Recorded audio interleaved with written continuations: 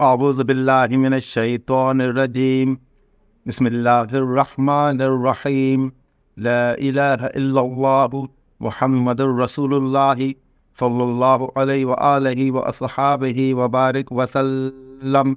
اما بعد، تمام دیکھنے اور سننے والوں کو السلام علیکم ورحمۃ اللہ وبرکاتہ.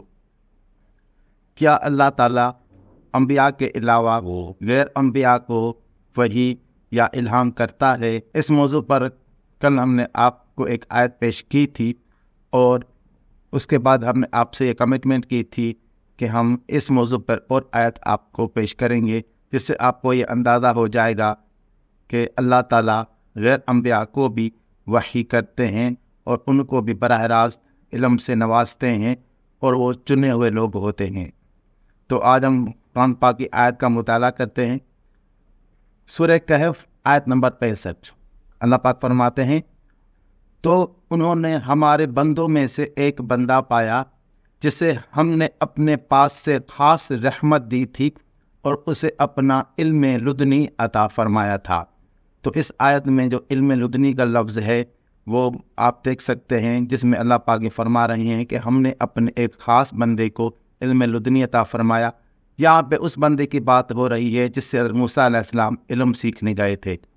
اس کے بعد اللہ پاک فرماتے ہیں سورہ مریم کی آیت نمبر 17 میں، تو اس کا ترجمہ ہے کہ تو اس کی طرف ہم نے اپنا روحانی جبرائیل علیہ السلام بھیجا تو وہ اس کے سامنے ایک تندرست آدمی کی صورت بن گیا. تو اس آیت میں حضرت بی بی مریم کے لیے بتایا جا رہا ہے کہ حضرت جبرائیل علیہ السلام کو اللہ تعالیٰ نے ان کے پاس بھیجا، اور وہ ان کے پاس خوشخبری لے کے آئے کہ، اور جب فرشتوں نے کہا اے مریم بے شک اللہ نے تجھے چن لیا اور خوب صاف ستھرا کیا اور آج سارے جہاں کی عورتوں سے تجھے پسند کیا، اے مریم اپنے رب کی فرما برداری کرو اور اس کی بارگاہ میں سجدہ کر اور رکوع کرنے والوں کے ساتھ رکوع کرو. تو اس میں بھی ہم آیت میں دیکھ رہے ہیں کہ مریم علیہ السلام کے ساتھ فرشتوں نے بات چیت کی. اس کے بعد سورہ آل عمران کی آیت نمبر 45 میں ہے، اور یاد کرو جب فرشتوں نے مریم سے کہا اے مریم اللہ تجھے اپنی طرف سے ایک خاص کلمے کی بشارت دیتا ہے جس کا نام مسیح عیسیٰ بن مریم ہوگا، وہ دنیا و آخرت میں بڑی ہی عزت والا ہوگا، وہ اللہ کے مقرب بندوں میں سے ہوگا. اس کے بعد اللہ پاک میں فرماتے ہیں سورہ مائدہ آیت نمبر 111 میں، وہ اس کا ترجمہ ہے، اور جب میں نے حواریوں کو وحی کی کہ مجھ پر اور میرے رسول پر ایمان لاؤ، بولے ہم ایمان لائے اور گواہ رہنا کہ ہم مسلمان ہیں. اس کے بعد پاک فرماتے ہیں سورہ لقمان کی آیت نمبر 12 میں، اور بے شک ہم نے لقمان کو حکمت عطا فرمائی کہ اللہ کا شکر کر، اور جو شکر کرے وہ اپنے بھلے کو شکر کرتا ہے، اور جو ناشکری کرے تو بے شک اللہ بے پرواہ ہے، سب خوبیوں کو سراہ جانے والا. اور اس کے بعد سورہ قصص کی آیت نمبر 7 ہے، اور ہم نے موسیٰ علیہ السلام کی ماں کو وحی کی کہ اسے دودھ پلا، پھر جب تجھے اس پر خوف ہو تو اسے دریا میں ڈال دے، اور خوف نہ کر اور غم نہ کر، بے شک ہم اسے تیری طرف پھیر لائیں گے اور اسے رسولوں میں سے بنائیں گے. اور اس کے بعد اللہ پاک فرماتے ہیں سورہ قصص کی آیت نمبر 86 میں، تو ہم نے فرمایا اے ذوالقرنین، اللہ نے فرمایا ذوالقرنین سے، یا تو انہیں سزا دے یا ان کے بارے میں بھلائی اختیار کر. اس کے بعد سورہ بقرہ کی آیت نمبر 249، پھر جب طالوت لشکروں کو لے کر شہر سے جدا ہوا تو اس نے کہا بے شک اللہ تمہیں ایک نہر کے ذریعے آزمانے والا ہے. تو یہاں پہ ہم دیکھ سکتے ہیں کہ اللہ تمہیں ایک نہر کے ذریعے آزمانے والا ہے، یہ جو وحی ہے یہ ان کی طرف ہوئی.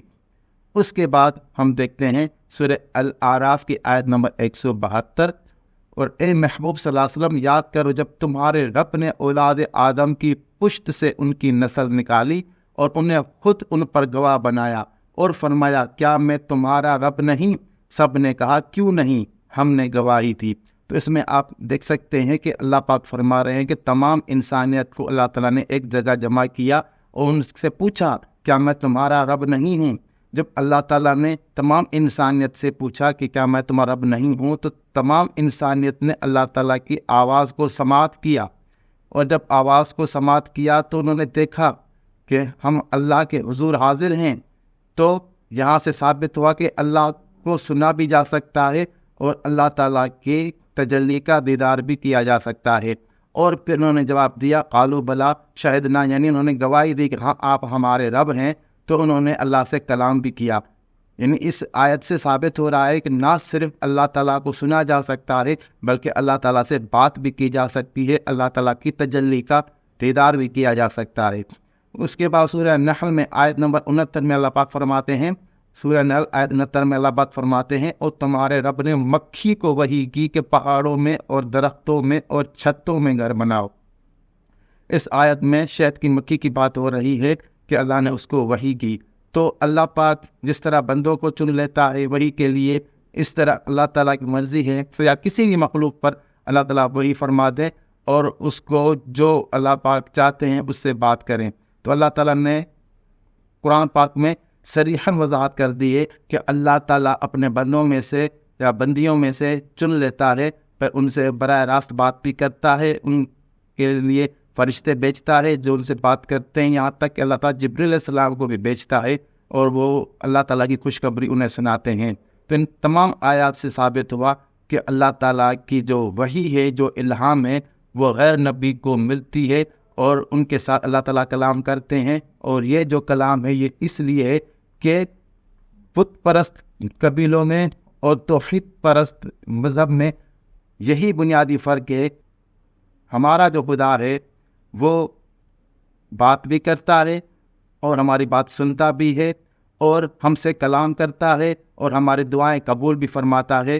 تو جب ہم ایک حی القیوم اللہ تعالیٰ کی عبادت کرتے ہیں تو اس میں یہ بات سمجھ لینا چاہیے کہ حی القیوم اللہ تعالیٰ کی عبادت میں یہ چیز شامل ہے کہ اللہ تعالیٰ کے انبیاء کے فرائض میں یہ چیز بالکل شامل ہے کہ اللہ تعالیٰ کے بندوں کو وہ مقام عطا کریں کہ جس میں وہ اللہ تعالیٰ کا دیدار کر بھی سکے، اللہ تعالیٰ سے کلام کر بھی سکے اور اللہ پاک ان سے کلام کر سکے۔